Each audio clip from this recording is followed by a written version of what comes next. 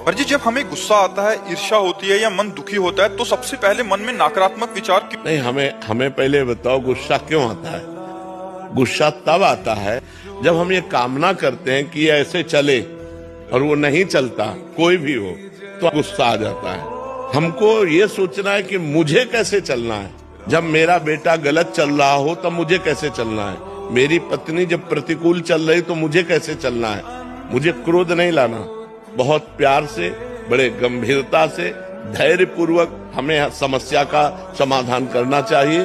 क्रोध से समस्या बढ़ती है, ना कि समस्या का समाधान होता है। जब हम गुस्सा करते हैं तब हमारे द्वारा कुछ ऐसा हो जाता है जिससे समाधान होने की जगह और हम फैल जाते हैं, प्रपंच में फंस जाते हैं। तो मुझे लगता है उस समय नाम जप करके हमको अपने अंदर की सोच को ठीक करनी होगी। अगर हम अंदर की सोच को ठीक नहीं कर पाए तो जेल जितनी भरी है वो सब इसी में भरी है, काम में या क्रोध में या व्यभिचार में फंसा या हिंसा में फंसा, चोरी में फंसा, इसी में जेल भरी हुई। तो हमें लगता है हम उस समय अपनी सोच को कंट्रोल कर सके, उसके लिए भगवान का भजन है।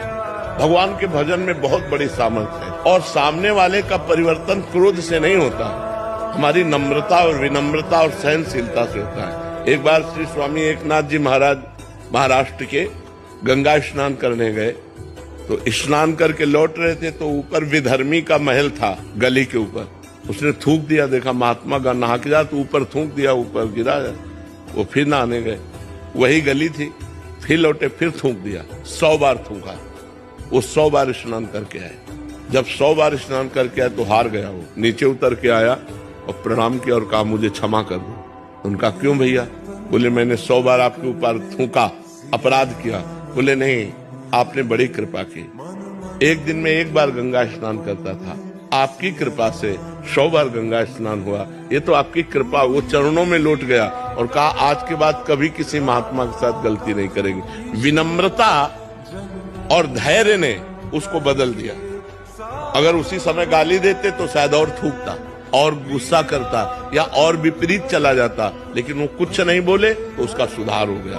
विनम्रता और धैर्य से यदि हम अपनी सोच को कंट्रोल में रखें तो हम किसी का भी सुधार कर सकते हैं। गुस्सा से सुधार नहीं होता, गुस्सा से और हानि हो जाती है। जैसे छोटे छोटे बालकों को आप बार बार प्रताड़ित करते रहे तो उनके अंदर आपके प्रति जो अश्रद्धा पैदा होगी, जब वो जवान होंगे तब वो आपका अनादर करेंगे कि ये बहुत दुष्ट हमारे साथ ऐसा ऐसा करता रहा।